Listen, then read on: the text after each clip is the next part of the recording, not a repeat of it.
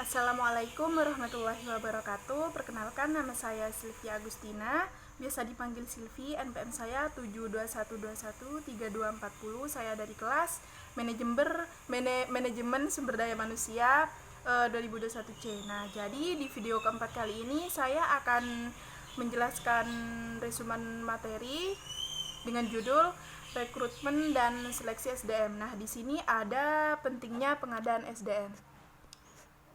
Yang pertama, penjelasan dari pengadaan itu sendiri. Pengadaan adalah proses penarikan, seleksi atau penempatan karyawan yang efektif dan efisien.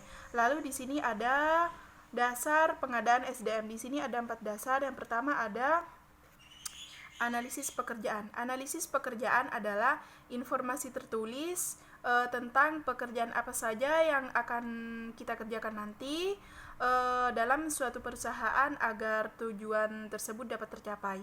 Lalu yang kedua ada uraian pekerjaan. Nah, di uraian pekerjaan ini adalah informasi tertulis yang menguraikan tugas dan tanggung jawab, kondisi pekerjaan, hubungan pekerjaan dan aspek-aspek pekerjaan pada suatu jabatan tertentu dalam suatu organisasi. Lalu yang ketiga ada spesifikasi pekerjaan. Spesifikasi pekerjaan adalah uraian persyaratan kualitas minimum orang yang bisa diterima agar dapat menjalankan suatu tugasnya secara efisien.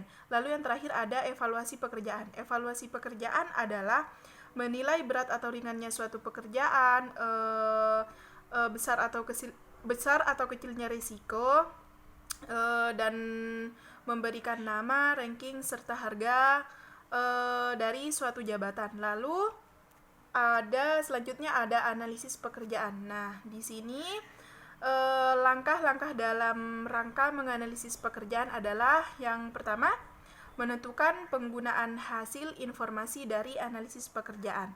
Lalu yang kedua, mengumpulkan informasi. Yang ketiga ada menyeleksi jabatan.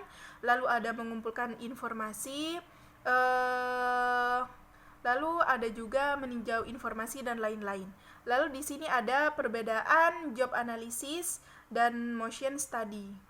Nah, jadi di sini ada empat faktor nih. Yang pertama tujuan, ruang lingkup, tingkat ketelitian, organisasi, teknik, dan yang terakhir kegunaan.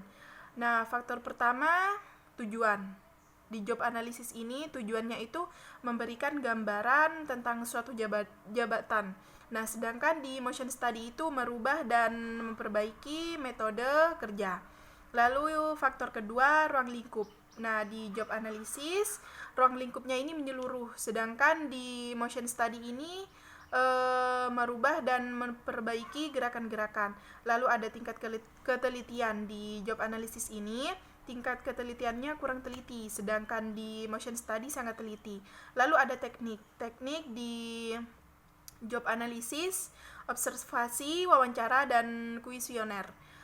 Sedangkan di motion study ada observasi, fotograf, dan stopwatch. Yang terakhir ada kegunaan di job analisis. Kegunaannya adalah perekrutan, latihan, dan pengupahan karyawan. Nah, sedangkan di motion study memperbaiki metode dan standarisasi. Lalu selanjutnya ada uraian pekerjaan. Nah, di sini ada 6 poin. Yang pertama, identifikasi pekerjaan atau jabatan, yakni memberikan nama jabatan seperti dosen, staf, rektor, dan lain-lain. Yang kedua ada hubungan tugas dan tanggung jawab. Lalu yang ketiga ada standar wewenang, yang keempat ada syarat kerja yang harus diuraikan dengan jelas seperti alat-alat mesin, dan bahan baku apa saja yang nanti akan digunakan ketika kita bekerja di suatu organisasi. Lalu ada ringkasan pekerjaan, dan yang terakhir ada penjelasan tentang jabatan di bawah dan di atasnya. Kayak nanti dijelasin, kamu nih di sini ini jabatannya ini itu jabatannya itu gitu. Lalu ada spesifikasi pekerjaan. Nah, spesifikasi pekerjaan ini berisi tentang tingkat pendidikan pekerja, jenis kelamin, kayak status perkawinan, minat pekerja, emosi dan temperamen pekerja juga ada di sini. Dan juga ada pengalaman pekerja, lalu ada keadaan fisik pekerja, sehat atau tidaknya gitu. Ada batas umur juga, misal di suatu organisasi kayak nerima pekerja atau karyawan batasnya sampai 30 tahun atau 35 tahun gitu. Lalu di sini ada selanjutnya ada proses pengadaan SDM. Jadi di sini ada 4 poin. Yang pertama ada peramalan kebutuhan tenaga kerja. Yang kedua ada penarikan, lalu ada seleksi, dan yang terakhir ada penempatan, orientasi, dan edukasi. Nah, selanjutnya ada penentuan sumber penarikan. Jadi di sini ada dua sumber yakni internal dan eksternal.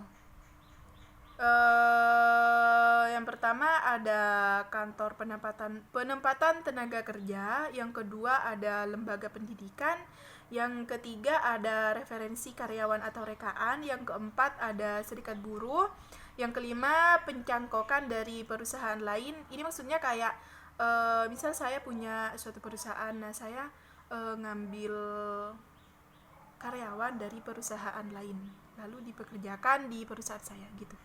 Yang keenam ada leasing, yang ketujuh ada pasar tenaga kerja. Nah, setelah itu selain hal-hal penting di atas, ada juga yang lebih penting, yaitu surat lamaran pekerjaan. Nah, gimana sih cara membuat surat lamaran pekerjaan? Kayak apa aja sih yang ada di dalam surat lamaran pekerjaan tersebut? Apa harus saya isi surat cinta atau saya isi apa gitu? Nah, di sini surat lamaran pekerjaan tersebut berisi tentang yang pertama ada status pelamar. Nah, jadi status pelamar itu sendiri apa kita masih mahasiswa atau kita udah apa gitu. Lalu yang kedua ada keahlian dan keterampilan. Keahlian dan keterampilan itu sendiri misal kayak kita ahli nih di bidang coding gitu. Lalu ada riwayat pengalaman. Nah, misal sebelum bekerja di perusahaan sekarang, sebelum-sebelumnya kita itu kayak bekerja di perusahaan ini. Jadi kayak bisa kalian cantumkan di surat lamaran pekerjaan tersebut. Lalu ada piagam penghargaan.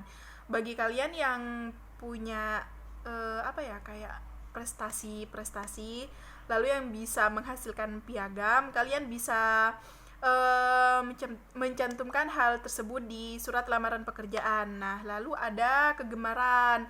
Nah, selain keahlian dan keterampilan, di sini kita juga bisa mencantumkan kegemaran kita atau hobi kita. Kayak nanti dijelasin aja hobinya kita apa gitu. Misal kita hobi baca atau misal kita hobi kayak tawar menawar, nanti bisa tuh ditempatkan di pemasaran atau di apa gitu. Lalu yang terakhir ada referensi. Nah, selanjutnya ada seleksi. Tujuan dari diadakannya seleksi ini adalah yang pertama, untuk mendapatkan karyawan yang berkualitas dan potensial. Jadi kalau misal kita gak berkualitas dan potensial, ya buat apa kerja? Yang kedua, ada jujur dan disiplin. Kalau menurut saya ini sih yang paling penting. Percuma pinter kalau gak jujur. Lalu yang ketiga ada cakap, terampil, dan bergairah dalam bekerja. Nah, jadi kita tuh jangan semangat pas lamaran doang, kayak pas nyari kerja doang. Nanti setelah diterima di suatu perusahaan kita malah males-malesan. Jangan deh, mending berhenti kerja aja. Lalu yang keempat ada dapat bekerja sama baik secara vertikal maupun horizontal. Lalu ada memenuhi persyaratan undang-undang ketenaga kerjaan, dinamis dan kreatif, inovatif serta bertanggung jawab. Lalu yang terakhir ada loyal dan berdedikasi serta memiliki budaya malu. Selanjutnya ada sistem dan prosedur seleksi. Nah, di sini kayak ada 2 poin. Di sini ada 2 poin.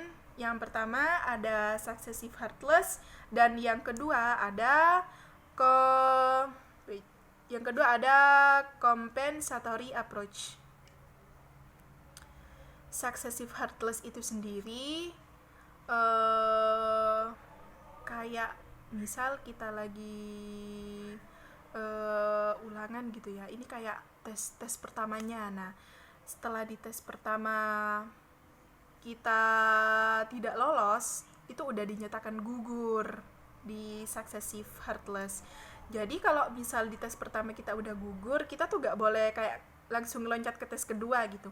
Nah, lalu di compensatory approach ini kayak apa ya, sistem yang dilakukan di mana pelamar mengikuti seluruh testing, kemudian dihitung nilai rata-rata. Misal kita udah selesai ujian, udah lulus tes pertama dan tes kedua. Nah, kita berarti kan udah dapet gitu kan nilainya, kayak nanti di itu tuh kayak dihitung nilai rata-ratanya berapa, udah kayak udah sesuai apa belum, atau kayak sesuai standar apa belum gitu. Lalu yang terakhir ada penempatan, orientasi, dan induksi. Nah, setelah kita diterima di suatu organisasi atau perusahaan, kita akan ditempatkan di satu tempat atau jabatan, atau kita akan diposisikan di mana penempatan tersebut sesuai dengan keahlian kita atau passion kita gitu. Lalu yang kedua ada orientasi. Orientasi adalah pengenalan. Lalu yang terakhir induksi. Nah, induksi ini sendiri adalah kegiatan untuk mengubah perilaku karyawan supaya terbiasa dengan perilaku yang ada di dalam perusahaan gitu. Kayak karyawan tersebut tuh kayak harus menyesuaikan sama apa ya, kayak dengan tata tertib perusahaan seperti itu. Jadi misal kalau kita bangunnya jam 9 selama ini, kalau kita udah kerja jangan bangun jam 9, bangun jam 7 biar gak telat, biar gajinya gak dipotong. Nah, jadi seperti itu saja. Kurang lebihnya mohon maaf jika ada salah kata. Wassalamualaikum warahmatullahi wabarakatuh.